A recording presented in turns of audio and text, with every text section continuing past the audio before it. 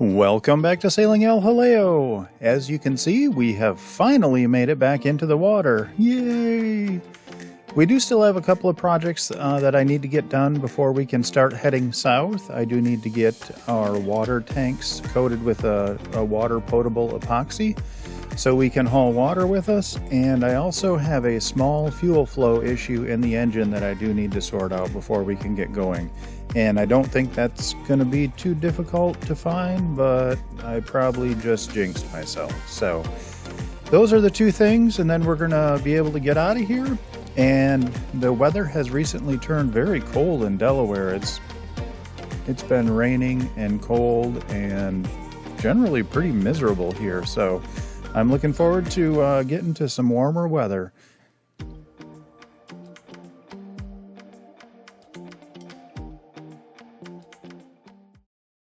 The first order of business anytime we get put back in the water is to check for leaks. There's always a little bit of water in the bilge. The center of the mast is hollow and water can actually come down through the center of the mast anytime it rains, so there's always a little bit of water in the bilge. There is one part of the boat that's designed to leak, and that is the stuffing box. The stuffing box is just a tube that is a little bit bigger than the propeller shaft. It goes around the propeller shaft and it allows the propeller to spin without allowing water to come in. And it's filled with like a fibrous packing, and that needs to have a little bit of water flow through it to keep it cool and to lubricate it so the propeller shaft doesn't burn up that packing. So it is designed to drip slowly. Every time you go back into the water, or at least in my case, it does drip pretty heavily at first, and then once that packing gets saturated, then it slows down to a drip about once every second, which is perfect. In order to free up a little room below deck and reduce some clutter, I decided to go ahead and get the mainsail and the headsail on. It was a little windy that day, but I knew with the storms that are happening down south, it was going to get a lot windier in the days coming up. So if I didn't get her done this day, I knew I wouldn't be able to do it for about a week. There were a few wind gusts. They seemed to come at the worst time, which is often the case, right when I was getting a sail, up before I could douse it. And so that was a little bit tricky, but at the end of the day, we got her done. And naturally, because I'm a bonehead, it did take a couple of tries. I forgot to look at my halyard, and my halyard got wrapped around a shroud, so I had to undo the shackle and do that a few times to get everything sorted out, so yay me. And the other thing, of course, is I didn't have the sail ties ready. So when I got the sail down, I didn't have any ties waiting, so I could flake it and tie it up properly. So yeah, my typical MO of not being prepared. I should have done those things ahead of time, but, well, yeah.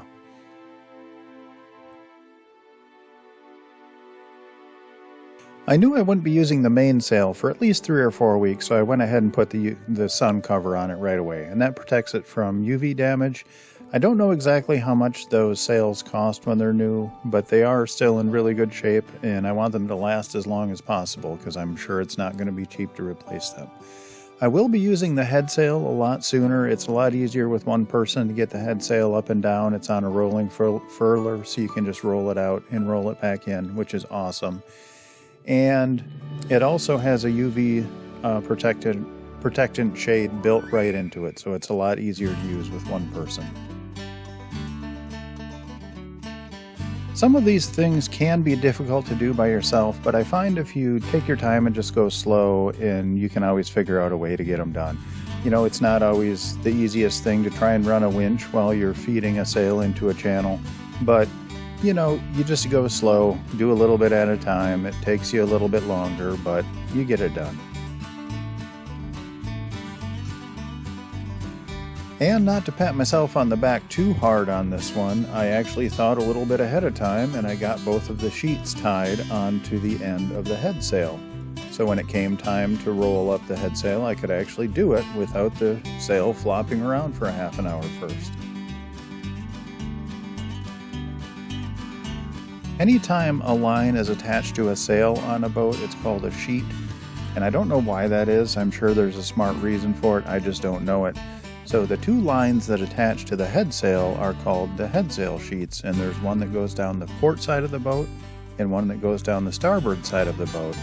And those sheets go through what are called blocks, but they're really just a pulley that's attached to the deck.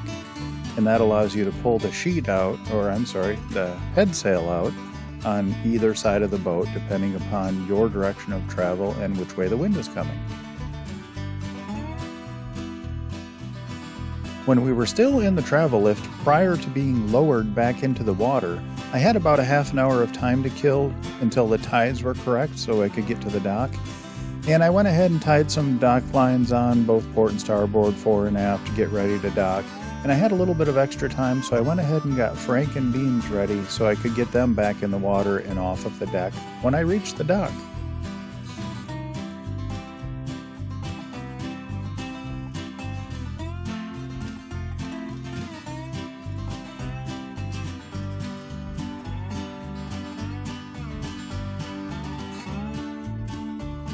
By no means am I a physically strong person, so there's no way I'd be able to lift the dinghy back into the water by myself. So to get around this, I went ahead and used the halyard from the staysail, and I planned on winching the dinghy back into the water once I arrived at the dock. The advent of winches can be traced back to the 4th century BC, and thank goodness for whoever came up with them, because without them, I wouldn't be able to get anything done. Once I got back to the dock, I was able to lift Frank with the winch and get him over the side and back into the water.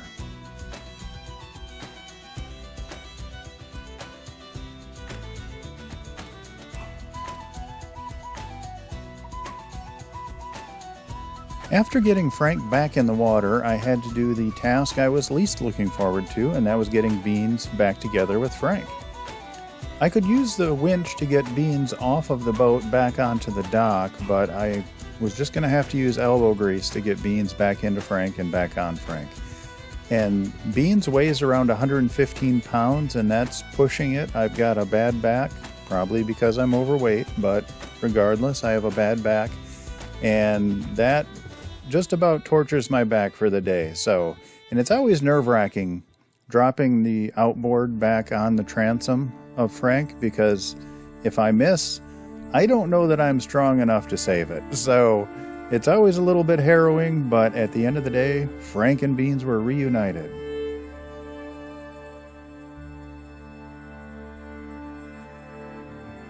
I thought I'd go ahead and end this video the way the day started, and that was with Jaleo getting put into the travel lift. Once she was lifted off the ground and all of the stands were removed and she was off the blocks, I went ahead and did a little bit of last-minute painting. I painted all the squares where the boat stands were, and then there were some barnacles underneath the blocks on the bottom under the keel. So I scraped all that off and I went ahead and got her painted. I would like to give a huge shout out to our Patreon crew. Without you guys' support, I probably wouldn't even make these videos. It means the world to me. You'll never know how much I appreciate it.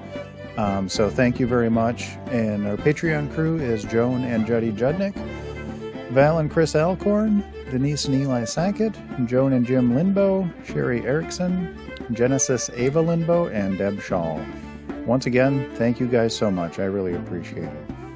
If you are interested in becoming a member of our Patreon crew, there is a link in the description down below that'll give you access to our Patreon page, where we have bonus videos, photos, tons of extra content, and also you'd be helping support the channel, so I'd appreciate that. If you do like our videos, please like and subscribe, and that really helps us out, and if you really, really like them, leave a comment. Alrighty, I hope you all are well, and I'll see you all next week.